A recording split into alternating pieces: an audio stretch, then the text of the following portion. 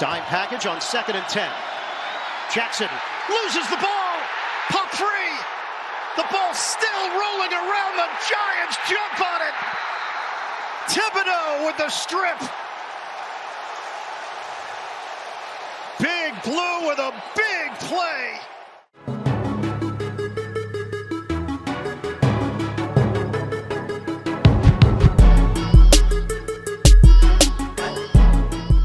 Bonjour à tous, bienvenue sur Only a Giant, podcast numéro 65. Les Giants sont à 5 victoires, une défaite, la pire équipe de l'histoire à 5 victoires, une défaite si l'on en croit les réseaux. D'ailleurs, on n'est encore pas favori pour affronter les Jaguars au prochain match, qui sont à 3 défaites consécutives. Mais bon, c'est comme ça. Moi je suis Plax, je suis avec Thiergo. Comment vas-tu Thiergo ? Eh ben ça va super bien.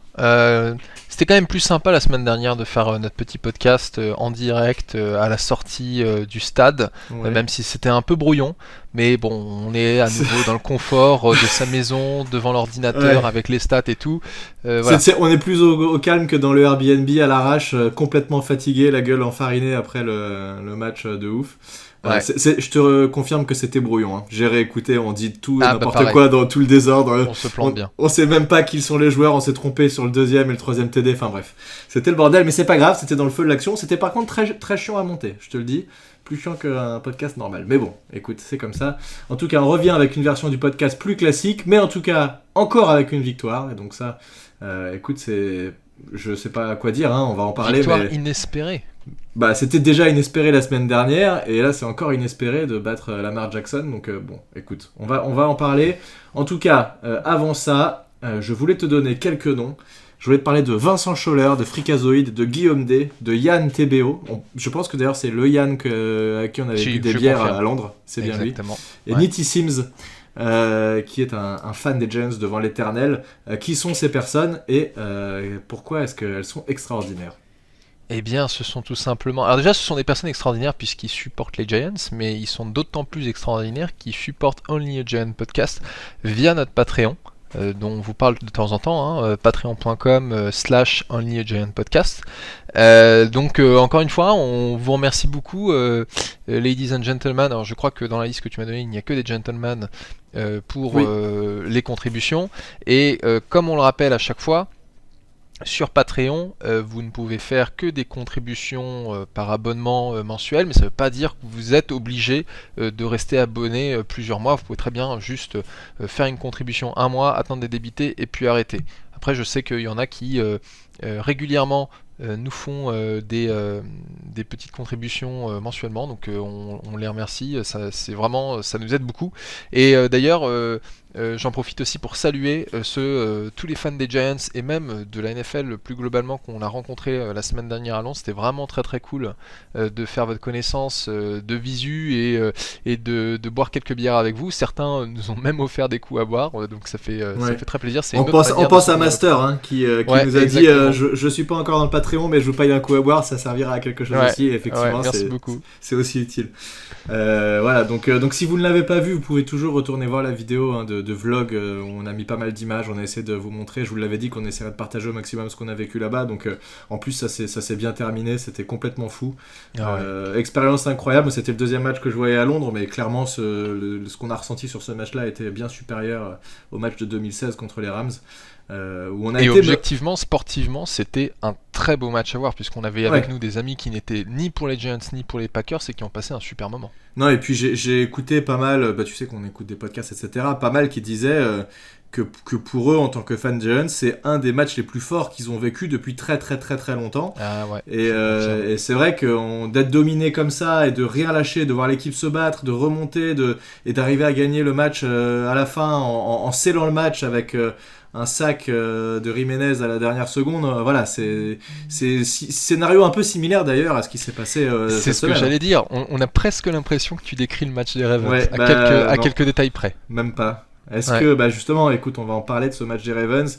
Est-ce que tu veux résumer très rapidement ce qui s'est passé, qui est un scénario, on l'a dit, on était mené 17-3 contre les Packers, et là on était mené combien ?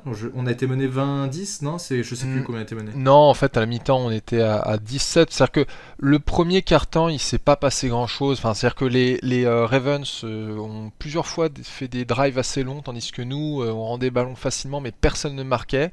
On a eu un énorme bong de Justin Tucker qui, une fois n'est pas coutume, a loupé un field goal. Mais ils ont quand même terminé la mi-temps avec 3 points d'avance, donc 17 à la mi-temps pour les Ravens. Ouais, et alors on marque un TD sur le seul drive à peu près potable qu'on fait dans ce match-là. Et je crois, si je dis pas de bêtises, c'est juste après leur TD à eux. C'est souvent ça. On arrive à répondre au TD adverse en général. Ouais, on a répondu assez rapidement. Et d'ailleurs, en fait, je regardais à nouveau les highlights, enfin on en reparlera, mais les highlights du match. Et sur le premier TD des Ravens, donc c'est une course de leur running back, comment il s'appelle ? Kenyon Drake. Voilà, merci. Et je me dis, bah ouais, c'est très bien bloqué, il y a rien à dire quoi. Ils ont juste été meilleurs que nous. Et là, en fait, juste après le TD, tu vois Xavier McKinney qui est en train de compter les joueurs. Et je me dis, pourquoi il fait ça ? Et puis en fait, j'ai regardé ensuite la conférence de presse de Daboll qui dit ouais, on était 10 sur le terrain, c'était inacceptable. Il y a eu une erreur, c'est de ma faute, mais absolument inacceptable. Donc j'ai compris, ça arrive pas souvent. Hein. Franchement, on l'a dit dans les autres podcasts, les substitutions se font plutôt bien. Et là, oui, les mecs, il manquait un joueur. Qu'est-ce que tu veux faire ? Ça a cafouillé. Donc voilà, première mi-temps, en fait, notre attaque était pas vraiment dans un super état, même si on a eu le premier droit au premier TD de la carrière de Wan'Dale Robinson, qui revenait de 4 semaines d'absence. Donc un joli TD dans le flat, complètement démarqué. Et en fait, au retour de la mi-temps, alors j'ai plus en tête, je l'avais tout à l'heure, je l'avais pourtant préparé, je sais plus qui marque en premier au retour de la mi-temps. C'est eux, je pense. Hein. Voilà, c'est encore une fois leur kicker qui marque. On a répondu avec notre kicker 7 minutes plus tard, et en fait le gros du match, donc là on est à 13-10, et le gros du match a vraiment eu lieu pendant le 4e quart-temps. Mark Andrews, leur tight end, nous a mis minable pendant tout le match. Ouais, ça c'était terrible. Il a fini par marquer un TD, et on a répondu avec un TD de notre propre tight end, Daniel Banger, qui fait son 3e TD de la saison. Hein, pour un 4e tour, c'est quand même assez incroyable. Comment ça s'est terminé ?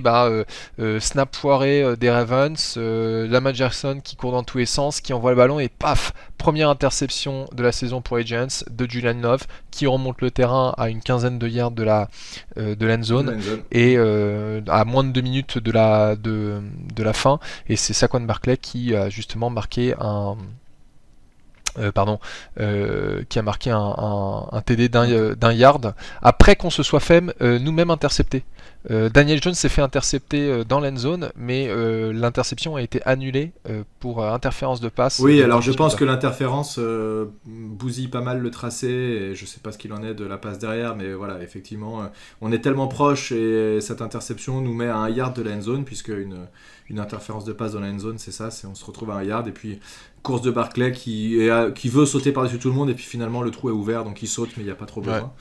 Ouais. Et donc les Ravens qui juste après ça ont encore une chance de revenir. On est à 4 points d'avance, ils sont obligés de mettre un touchdown, le field goal ne suffit pas, et sur la première ou deuxième action, je sais plus, ils sont en 2e et 10, et bien Thibodeau réalise son premier sac de la saison, et c'est venu au bon moment puisque c'est un strip sack. C'est un strip sack. D'ailleurs, t'as vu au moment où il fait le strip sack, il se relève, il sait pas où est le ballon, il attrape Lamar Jackson, mais c'est pas lui qui a la balle. Il y a un O-line qui roule sur la balle et qui la relâche, et derrière c'est Leonard Williams qui le chope, qui recouvre le ballon, et voilà, et on a droit à la salsa. Et voilà, pour la petite histoire, ceux qui veulent savoir pourquoi est-ce qu'il a fait une salsa, c'est tout simplement parce que Thibodeau, et c'est ce qu'il a dit après le match, il avait promis à Victor Cruz à Londres que si il avait son premier sac, il ferait la salsa. Il n'a pas eu de sac à Londres, mais il a eu son sac une semaine plus tard contre les Ravens, donc il a dansé la salsa pour honorer son pari, si on peut appeler ça un pari, quoi. Donc voilà, encore un match on est dominé. Alors globalement, je nous ai senti quand même plus dominé que contre les Packers, puisque contre les Packers, la deuxième mi-temps, on l'a vraiment dominé. On a senti qu'on avait la main dessus. Il fallait qu'on revienne au score, donc c'était pas évident, mais on a fait ce qu'il fallait. On a réussi en attaque à vraiment dérouler du jeu, etc. Là, ça a été plus compliqué. Ça s'est vraiment joué dans les on va dire, 5-10 dernières minutes, où la défense, là, pour le coup, une fois que les Ravens avaient marqué leur dernier point et leur touchdown sur Andrews, ont réussi, la défense a réussi à prendre le pas un peu sur cette attaque, et avec 2 gros big plays. Je pense que Lamar Jackson est aussi assez fautif sur les deux en fait, puisque sur le premier, tu l'as dit, le snap est pas forcément bon, peut-être pas au moment où il l'attend aussi, donc il est un peu surpris, et il se retrouve à courir après la balle, la ramasser, à vouloir lancer une passe un peu n'importe quoi. Ça, j'ai l'impression que c'est un truc qui revient un peu souvent avec Lamar Jackson, il est pas assez intelligent, enfin c'est méchant de dire ça, je devrais pas le dire comme ça, mais il a pas l'intelligence de jeu de se dire allez, tant pis, ce jeu-là est foutu, je laisse tomber et je lance en touche. Il veut un peu faire le héros à chaque fois et faire un truc improbable, sauf que là, il y a clairement des défenseurs autour du receveur et il l'intercepte assez facilement là-dessus, Julian Love. Et puis sur la deuxième action, donc le drive d'après, où ils sont obligés de marquer, il est mis sous pression et il tient mal son ballon, il le tient qu'avec une main, alors que on peut pas en vouloir au quarterback quand il est en train de lancer, que son bras est en train d'armer la balle pour lancer. Par contre, on peut lui en vouloir quand il est en train de se déplacer et qu'il tient mal le ballon, mais ça fait partie de son jeu, Lamar Jackson, il est souvent comme ça, un peu greedy parfois, et là ça lui a coûté cher puisque ça lui coûte le match. Donc voilà, sur la physionomie globale du match, j'ai quand même senti que c'était beaucoup plus serré et qu'on avait moins de marge de manœuvre, encore moins que contre les Packers. Ouais, on avait encore moins droit à l'erreur. Ce qu'on avait dit justement contre les Packers, c'est que les Packers n'avaient pas fait particulièrement de fautes, ils nous avaient pas offert le match sur un plateau, tandis que là, tu as parlé des turnovers, mais il y a aussi autre chose dont il faut parler, ce sont les pénalités. Les Ravens en ont fait énormément, ils ont été pénalisés 10 fois pour 74 yards, et parfois justement à des moments clés, puisqu'on a parlé de l'interférence de passe dans l'end zone sur le drive où Barkley marque. Justement, on vient d'intercepter Lamar Jackson, on est à quelques yards de l'end zone et paf, interception. Donc s'il n'y avait pas eu interférence de passe, pas sûr qu'on récupère le ballon et pas sûr qu'on l'emporte. Donc voilà, ils étaient Là, pour le coup, les Ravens nous ont un peu plus aidés dans la victoire. Ça ne veut pas dire que les Giants n'ont pas de mérite, puisqu'il fallait aller chercher cette interception. Le sac est très très beau. Et puis, on a aussi vu d'excellentes actions offensives, même si en première mi-temps, c'était pas génial. Ouais, on peut peut-être commencer par ça. L'attaque qui a vraiment eu du mal. Alors, ce que j'ai senti quand même, et c'était un peu le même cas que contre les Packers, globalement, le jeu des Ravens, c'était d'arrêter la course coûte que coûte. Puisque c'est ce qui nous avait bien réussi dans les 4 premiers matchs, et c'est exactement c'était le plan de jeu aussi des Packers, c'est on arrête la course et puis on voit ce qui se passe. Ils l'ont très bien fait. J'ai ressenti un peu cette vibe de l'an dernier, de jeu de course complètement nullifié, avec même des plaquages pour perte qu'on avait pas mal l'année dernière. Breida finit en négatif sur les courses. Barkley a eu aussi pas mal de courses qui ont été négatives, et Jones n'a pas pu courir non plus. Donc on a senti qu'il y avait vraiment une vraie volonté de la part des Ravens de défendre la course, et ils l'ont très bien fait. Heureusement, on a eu un peu plus de jeu de passe, mais Barkley finit avec 22 courses pour 83 yards et 12 yards à la passe. Alors tout yards confondu, il est pas très loin encore, il est à 95 yards, il est encore pas loin des 100 yards. Donc il a quand même pesé sur ce match, mais globalement, bon plan défensif des Ravens qui ont réussi vraiment à nous arrêter sur la course. Ouais, sur la course, ils ont bien réussi à nous arrêter. Et puis en fait, aussi pendant la première mi-temps, on n'a pas fait grand-chose à la passe non plus. Il n'y a pas eu énormément de gros plays. On peut penser en fait, c'était bien en première mi-temps, la réception de Matt Breida sur une 3ème et 12 ou 14. Je crois que c'était en deuxième. Je sais plus, mais possible. En tout cas, moi, ce que j'ai noté sur ce match-là, c'est qu'une fois qu'on a trouvé notre jeu de passe, parce qu'on a, encore une fois, pas de Kenny Golladay, Sterling Shepard sur la touche qui faisait la cheerleader, et Kadarius Toney aussi aux abonnés absents. La cheerleader. Non mais c'est vrai, on Ouais, arrête. mais je sais, ça fait, mais ça c'est fait mieux 3 qu'un semaines qu'on le cheerleader. voit avec en train de secouer sa serviette et tout. J'ai tweeté juste avant l'enregistrement en disant franchement, s'il peut pas revenir en NFL, il faut qu'il soit engagé par les Giants pour jouer pour travailler dans leur département de communication, je sais pas quoi, mais il est il est plein d'énergie ce type. Ouais, Mais ce que je veux dire, c'est qu'en fait, nos receveurs, c'était donc Darius Slayton qui revenait d'un très gros match chez les Packers et qui en fait, bon, il a converti une troisième tentative, mais il n'a pas fait grand chose sur cette rencontre. Non, mais il a pas été trop visé non plus, hein, globalement. Non, mais après, on a, comme on a dit, Wendell Robinson qui lui revenait de blessure et qui a fait 3 réceptions sur 4 targets pour 37 yards et un TD. Ouais, sachant que sa non-réception, c'est une passe parfaitement lancée dans les mains et qui drop. Ça, c'est le petit point négatif sur ce match-là, côté Robinson. Voilà. Et puis après, dans les autres receveurs, Marcus Johnson nous a fait 2 réceptions, dont une très belle réception au niveau de la ligne d'engagement où il arrive à remonter pour convertir un 3ème down qui était pas mal du tout. Oui, et puisque je suis le bad cop là, de ta description, il fait aussi un drop dans la end zone où il a la balle parfaitement lancée dans ses mains et il drop comme un gros sale. Donc voilà, c'est. Mais vas-y, dis des trucs positifs, moi j'ai des trucs négatifs derrière. Vas-y, tu peux continuer. Alors. Je pense que tu auras du mal à dire des trucs négatifs. Si tu parles de Bellinger, oui, je vais Daniel pas y Bellinger, à qui j'ai fait ma demande en mariage en live sur Twitter. 5 réceptions sur 5 targets, 38 yards, 1 TD. Il en est à 3 TD cette saison. Enfin, il est oufissime. Et puis, comme tu me le rappelles à chaque fois, lui, il bloque, quoi. Oui, moi, c'est ce qui me marque aussi parce que c'était ce qu'on n'avait pas avec comment il s'appelle Evan Engram. D'ailleurs, on l'a dit qu'on avait changé les statuts sur le Patreon. Non, c'est vrai que ça fait penser à ça. Non, vous découvrirez sur le Patreon, il n'y a plus Evan Engram, on a remplacé, bref. Oui, donc Bellinger, oui, et qui est, voilà, ce qui est très cool, moi je trouve, c'est que les 2 receveurs qui nous mettent le plus de yards, c'est Wendell Robinson et c'est Daniel Bellinger sur ce match, qui sont 2 rookies. Et là tu te dis, c'est plutôt cool, ça veut dire qu'on a peut-être pas foiré cette draft et qu'on a des joueurs qui sont intéressants derrière. Donc, j'ai vu que la moyenne d'âge de notre roster était de 25,3 ans. On est dans les plus jeunes, hein. Pas le plus jeune, mais on est dans les 5 plus jeunes, je crois. Donc voilà. Mais bon, voilà. Après, j'ai pas vraiment fait attention à la ligne offensive, mais alors ça a été bien mieux. Hein. Moi, de ce que je vois, c'est que ça a beaucoup évolué par rapport au début de la saison. Ce qui était attendu et ce qu'on espérait.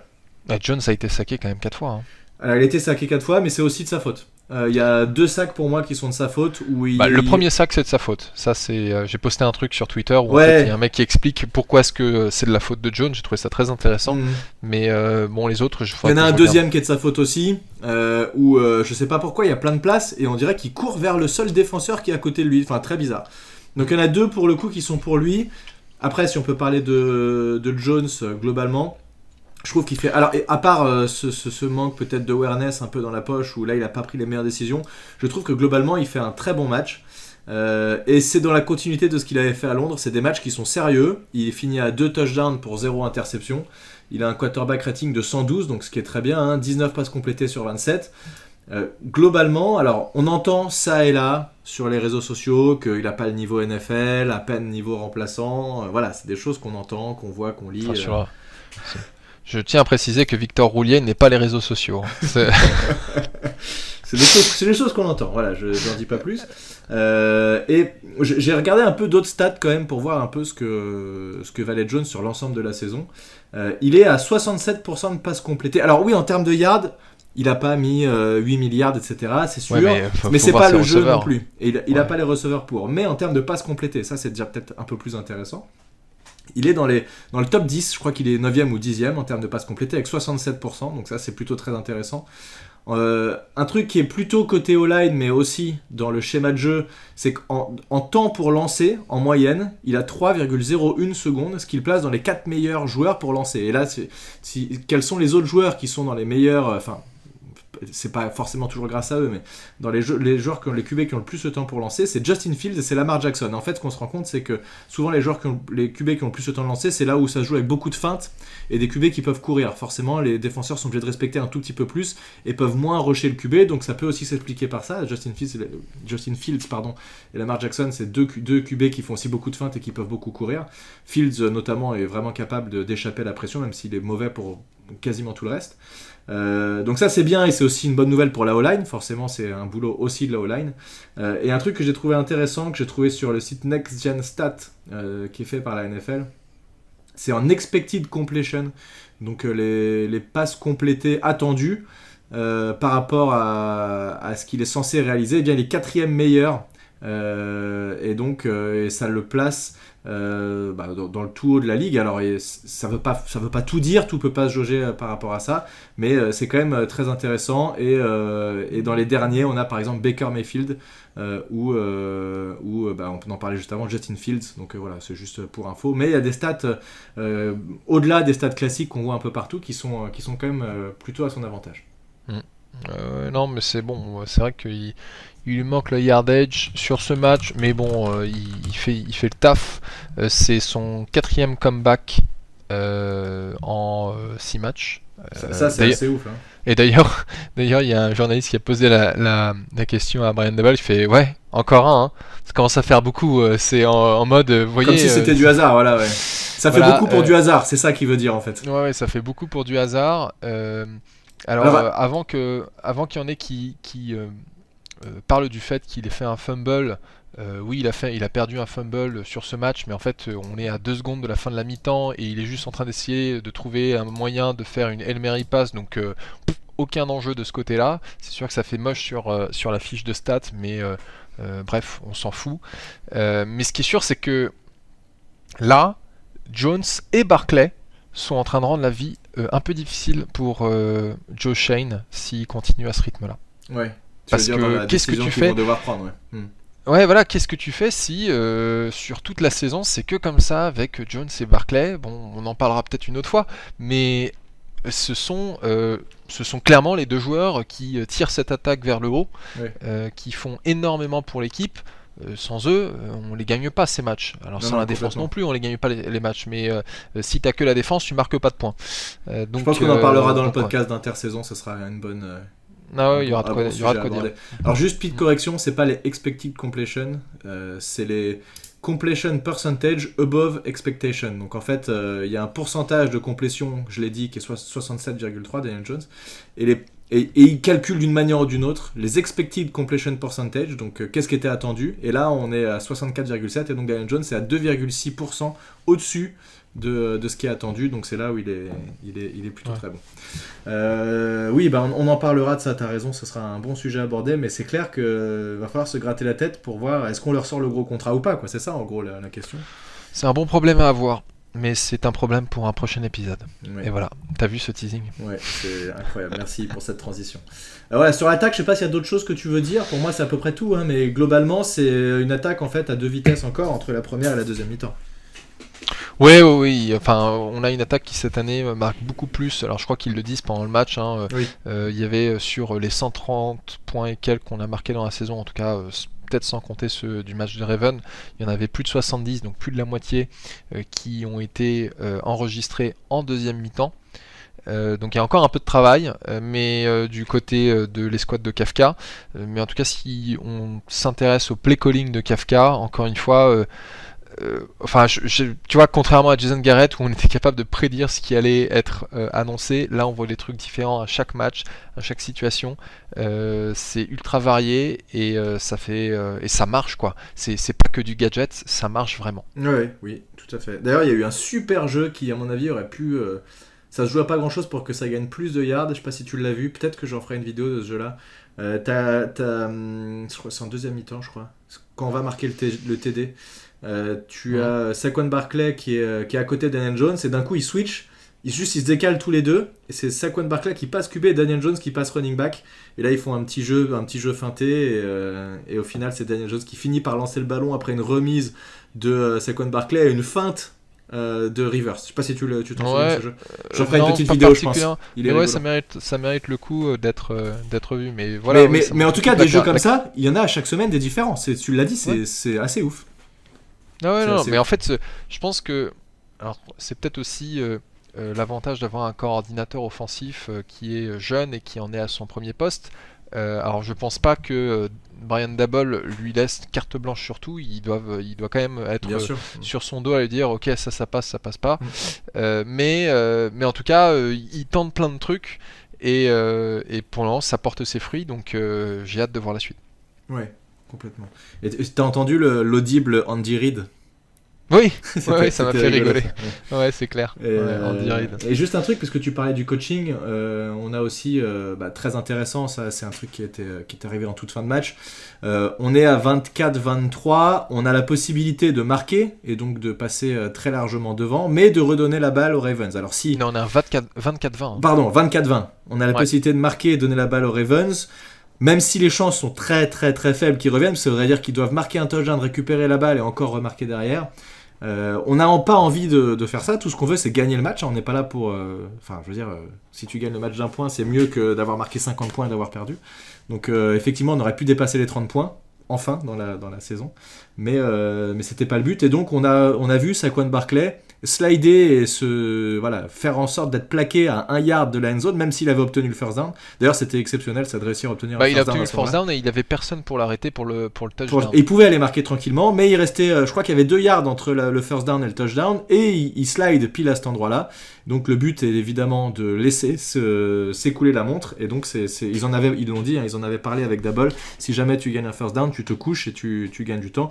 Donc l'objectif c'était vraiment de faire ça, de faire en sorte que notre attaque garde le ballon et qu'on soit maître de notre destin jusqu'au bout, et qu'on ne laisse pas notre défense revenir sur le terrain, en laissant, même si c'est 1 millième de chance, aux Ravens de revenir dans le match. Donc voilà, le but c'était ça. Je t'avoue qu'en fait j'étais quand même un peu surpris, parce que si Barkley marque, on est à 1-17 de la fin.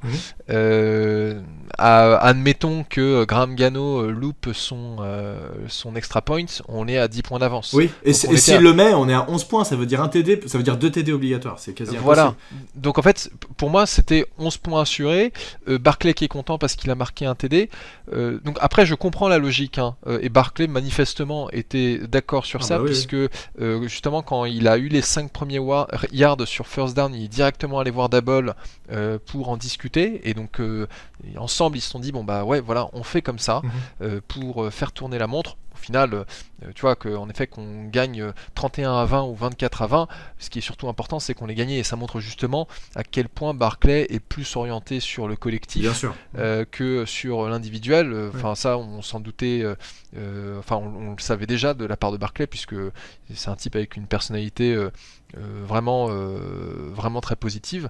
Mais c'est vrai que moi, ça m'a un peu étonné de me dire oui, on aurait pu prendre les 11 points, et la probabilité était extrêmement faible qu'en 1 minute 17 ils arrivent à te mettre 11 points. Mais la probabilité elle tombe à 0 quand tu gardes la balle et que tu mets un genou au sol. Et autre chose aussi, c'est que tu évites à ta défense de revenir sur le terrain, et tu évites des potentielles blessures inutiles. Tu fais pas des jeux de passes longues où les mecs vont se jeter, potentiellement se faire mal en retombant ou quoi que ce soit. Donc en fait, t'as rien à gagner à faire ça, à part effectivement mettre plus de points et donner des stats à ton running back. Mais on s'en fout des stats, le but c'est de gagner des matchs. Donc voilà. Donc c'était très bien joué, très bien coaché, ça a été très bien vu. Et globalement, on n'a pas eu de match où on s'est dit qu'est-ce que c'est que ces décisions du coach chelou, un temps mort appelé à un moment bizarre, tu vois, comme on avait pendant les 2 dernières années où à chaque fois on se disait putain, mais Judge, qu'est-ce que c'est que ce truc chelou, quoi. Et là on n'a pas eu ça du tout. Je pense que ça viendra un jour ou l'autre, mais c'est vrai que sur l'échantillon qu'on a eu avec Daboll, on a eu à chaque fois des très bonnes décisions, parfois des décisions extrêmement couillues qui ont payé. Ce qui va être aussi justement intéressant à voir, c'est comment est-ce que l'équipe réagit quand il y a des décisions bizarres, ou au contraire des décisions couillues qui ne fonctionnent pas. Ah voilà, alors tout à fait, j'y ai pensé à ça, parce qu'il y a un moment, je sais plus, dans le match où on aurait pu être en 4e tentative, et je me dis, est-ce que là il y va pour marquer, est-ce qu'il y va pas? La situation s'est pas présentée, mais oui, t'as raison. Le jour où on est agressif et que ça marche pas, bah écoute, tant pis, tu sais que tu joues comme ça, tu joues agressif, si ça marche pas, ça marche pas. Après justement, Brian Daboll a l'avantage de, tu vois, si demain il fait une décision qui est un peu borderline et que ça passe pas et qu'on perd un match sur ça, je pense pas qu'on lui reprochera, parce que on a eu justement d'autres occasions avant où il a mis ses bijoux de famille sur la table, et c'était all-in, et on l'a emporté. Donc voilà. En tout cas, pour le moment, les Giants sont dans une bonne dynamique. C'est vrai que c'est beaucoup plus facile quand on est en train de gagner des matchs et on va pas s'en plaindre. Après, j'ai trouvé que Daboll, dans sa conférence de presse, était extrêmement réaliste en disant non, mais bon, voilà, on en est là, on est très content, mais on s'enflamme pas non plus, quoi. Et il y a 6 matchs. Bon, on est encore prédit comme des underdogs contre les Jaguars. Et ça se trouve, les Jaguars vont nous mettre la misère la semaine prochaine. Non, mais c'est pas illogique au final. Donc, mais c'est vrai que personne ne s'attendait à nous voir gagner sur cette rencontre. Non, mais je trouve qu'il y a une partie de chance qui est provoquée. C'est exactement ce que disait notre ami François tout à l'heure en message privé. Il nous parlait de ça. Il a raison, en fait. Il dit tu gagnes pas des matchs. Les grandes équipes doivent provoquer cette chance, en fait. C'est plus ou moins ce qu'il dit.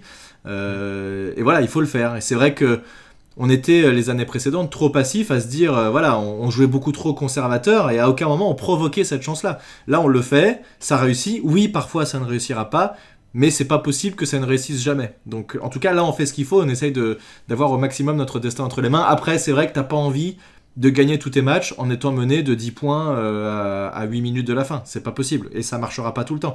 Donc on en profite, c'est très bien. Mais l'équipe n'est pas encore assez solide pour mener de 20 points à la mi-temps et être tranquille jusqu'au bout du match. Tu vois, ce genre de victoire, je crois pas que ça nous tende les bras tout de suite. Et il va falloir que le coaching reste au top et en évitant toute décision chelou et en faisant en sorte de mettre toutes les chances de leur côté. Et je pense vraiment que le coaching staff a su maximiser à 100% toutes les occasions qu'ils ont eues depuis le début de la saison, ce qui fait qu'on se retrouve à 5 victoires et une défaite. Mais d'ailleurs, ce que tu dis, c'est intéressant parce que, alors je sais plus quel joueur a dit ça, je me demande si c'est pas Julian Love qui a dit on n'est pas une équipe qui va gagner un match 40-0. Ce qui montre justement un peu justement à quel point les joueurs sont conscients de leur niveau. On sait qu'on n'est pas les plus forts en attaque, on sait qu'on a quelques faiblesses dans le roster, bon très bien. On va pas gagner 40-0. Par contre, on va tout donner sur le terrain, on va se défoncer et on va se mettre dans une situation pour gagner le match et on va pas baisser les bras. Donc c'est un énorme changement par rapport à ce qu'on a vu ces 6 dernières saisons. Ouais, c'est ça. 6 ou 7 dernières saisons. Enfin, c'est depuis trop longtemps en tout cas. Complètement. Si on peut parler un peu de la défense, parce que là, ça a quand même été difficile. Moi, je trouvais qu'on a vraiment été mauvais en défense pendant tout le match, sauf sur les 2 derniers drives. En gros, c'est ça, parce qu'on a quand même eu du mal, même si on a su limiter la casse. Ils auraient pu mettre beaucoup plus de points, les Ravens, mais on a réussi à le limiter un peu. Globalement, on s'est fait ouvrir par le jeu de course de Kenyan Drake, qui a gagné beaucoup de yards en très peu de tentatives.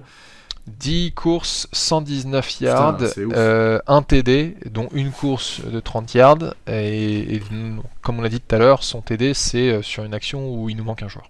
Lamar Jackson qui a réussi à nous ouvrir le peu de fois où il a couru. Je trouve qu'ils auraient peut-être pu le faire courir un peu plus. Mais ouais, 7 courses, 77 yards. C'est quand même 11 yards par course, c'est dingue. Mais non, mais là, on s'est vraiment fait bouffer. Par contre, à la passe, il n'a pas été terrible, parce qu'il fait que 17 passes complétées sur 32. Ouais. Bon, 210 yards, mais la moitié de ses passes ont été envoyées à Mark Andrews. Comme on disait, ce gars-là, il a fait 7 réceptions sur 11 passes dans sa direction pour 106 yards et un TD. Ça fait quoi, ça, 17 sur 32? C'est quasiment c'est un tout petit peu plus que 50%, c'est vraiment pas incroyable au final. Tu dois être à 57, ouais, 55, 57. Et du coup, oui, c'est pas terrible. Il y a eu quelques passes limites. Une passe qui est passée entre les mains de Dan Belton et derrière qui aurait pu être interceptée par Moreau et au final personne la rattrape. Une interception, un fumble. Enfin, il n'a pas été du tout au niveau MVP qu'il a pu avoir à un moment donné, Lamar Jackson. Et le gros problème des Ravens, alors là, voilà.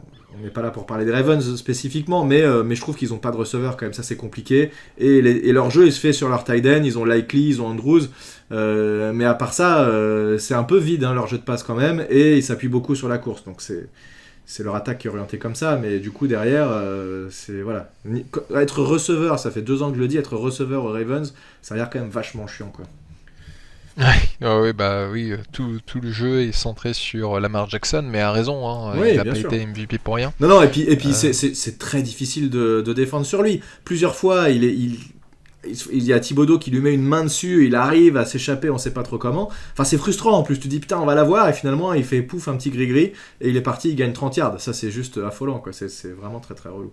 Et ça peut démoraliser des défenses quand tu vois ce genre de choses-là. Mais bon, elle a su tenir cette défense, et elle a vraiment haussé son jeu et sorti les big plays pile au bon moment, et c'est vraiment ça qui nous a permis de nous en sortir. Elle a mis notre attaque dans des très bonnes conditions. Et on a récupéré la balle haut sur le terrain plusieurs fois, donc ça nous a vraiment permis de nous en sortir. Donc voilà, je sais pas trop ce qu'on peut dire d'autre. C'était le revenge game de Wink Martindale, hein, qui avait vraiment à cœur de... même si je pense qu'il est parti en bon terme, en tout cas c'est ce qu'il dit, mais je pense que c'est le Oui, plaisir puisqu'en de fait battre les Ravens. Avant le match, il y a John Harbaugh qui est venu chercher Wink Martindale sur le terrain pendant l'échauffement, et ils se sont fait un gros câlin, ils étaient en train de déconner et tout. Ils se sont fait des chabites, c'était bonne ambiance. Voilà, et puis il y a même Dable qui est venu discuter un peu avec eux. Enfin, tu vois, à la bonne franquette, hein, c'était des copains qui se retrouvaient. Mais bon, comme on a dit, en défense, on s'est un peu fait ouvrir. On a eu quand même quelques belles actions je pense à notamment Jihad Ward et Dexter Lawrence, qui... alors, Ward, je sais pas si dans les stats, on considère qu'il a un sac. Je suis en train de vérifier. Lawrence, il en a un. Thibodeau, Dexter Lawrence, ils en ont un. Non, pas Jihad Ward. Voilà, donc Jihad Ward... Il a pas dû le plaquer derrière la ligne de scrimmage, je pense. Voilà, et mais en fait je me demande aussi si ton quarterback est dans une situation où il est vraiment en train de courir et non pas juste en train de scrambler. Ah, mais si tu le sacs en lui faisant perdre des yards, c'est un sac. Ouais, si tu le plaques en lui faisant perdre des yards, c'est un sac. Donc voilà. Tu vois, il a deux plaquages pour perdre, Jihad Ward. Ouais, on a eu le retour de Leonard Williams aussi, qui nous a fait beaucoup de bien.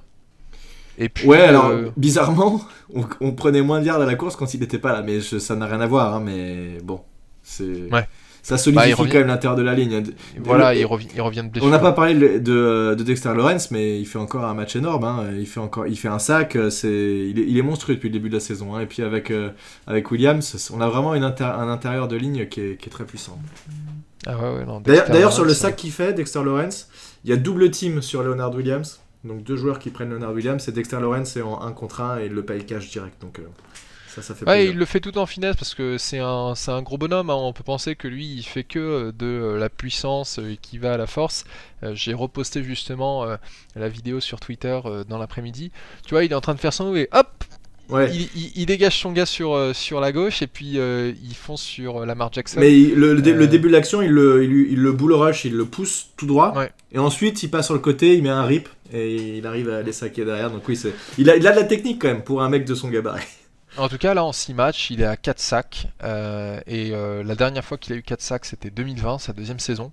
En fait, il a fait rookie saison, il fait 2,5. Deuxième saison, il fait 4 sacs. L'année dernière, il fait 2,5. Et là, il fait 4 sacs. On espère que le compteur ne va pas rester bloqué à 4 sacs. J'en doute très franchement. Ouais. Et, mais oui, c'était un point positif. Et comme on l'a dit tout à l'heure, quel pied de voir Thibodeau avoir son premier sac, un strip sack d'ailleurs. Et en fin de match, il a fait une vidéo pour le compte des Giants où il est en train de chialer tellement il est sous le coup de l'émotion. Mais tu vois, c'est pas du tout caché. Non, il l'a même dit. Il a dit cool guys cry. Et ouais, je pense que il est tellement. Tu vois, on a parlé pendant la draft du fait qu'il avait chuté. J'ai pensé exactement à ça, mec. Voilà, parce que des gens, on est trop connectés, toi. Parce qu'en fait, des gens disaient ouais, il est pas à fond sur le football, etc. et tout. En fait, non, ce mec, il est à fond sur le football. Kadarius Toney. Ah putain, j'allais dire pareil.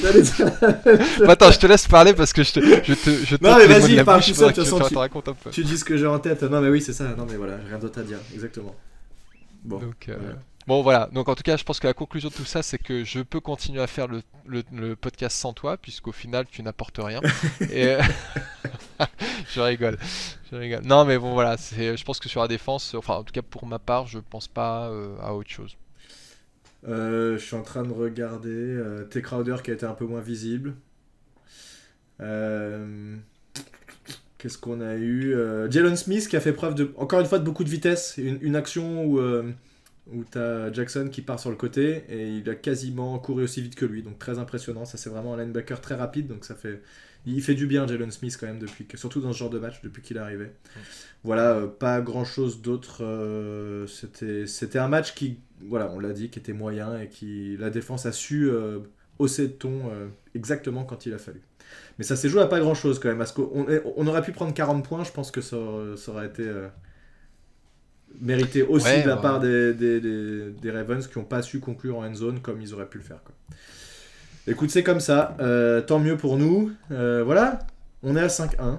Je vais pas quoi dire de plus. On est à 5-1. Prochain match contre les Jacksonville Jaguars. Voilà. Qui sont eux à combien? Ils sont à 2-4. 2-4. Ah oui, 2-4. Et je sais qu'ils ont fait 3 défaites d'affilée là. Ouais, ils sont à 2-4. Si on regarde un peu rapidement leurs stats, ils sont 11e en yard en offense, 21e en passing yard et 10e en TD, en passing TD. Par contre, ils ont l'air d'avoir un bon jeu de course puisqu'ils sont 9e en rushing yard, 11e en TD. Et côté défense, qu'est-ce qu'on pourrait dire côté défense ouais, ça a pas l'air d'être... Ah si, ils ont l'air d'avoir un excellent jeu de défense contre la course. Là, je vois qu'ils sont 3e en rushing yard concédé. Donc ça va peut-être être une clé de match pour eux, de justement, comme les Ravens, d'arrêter la course plutôt que de se concentrer sur la passe parce qu'on n'a pas des gros receveurs. Et qu'est-ce qu'il fait Trevor Lawrence depuis le début de saison? Il a quoi comme stat là? Trevor Lawrence, écoute, il est à 65,5% de passes complétées, donc un peu moins que Jones, mais c'est pas dégueulasse. Bien, 1400 yards, 9 TD, 4 interceptions. Donc, c'est pas mal. C'est un peu plus que Jones. Jones, je crois qu'il est... Attends, je regardais tout à l'heure, Jones, en fait, il est à 1200 yards. Nous, on fait des petits scores. Oui, on a des matchs serrés. Non, il a 1000 yards, Jones. Jones, il a 1000 yards et 5 TD à la passe. Ouais, et tous nos matchs se sont joués à une possession près, hein, de toute façon, dans tous les cas. Donc, effectivement, Trevor Lawrence, il continue son développement, c'est pas trop mal. Après, les Jaguars, c'est compliqué depuis longtemps, mais écoute, hein, on va voir. En tout cas, on n'est pas favoris. Les Jaguars sont favoris pour l'emporter. Ils sont à domicile. Écoute, oui, ça peut s'expliquer, on verra bien ce que ça va donner. Le match est à quelle heure? Juste pour savoir, tant qu'on y est, est-ce qu'on a l'info?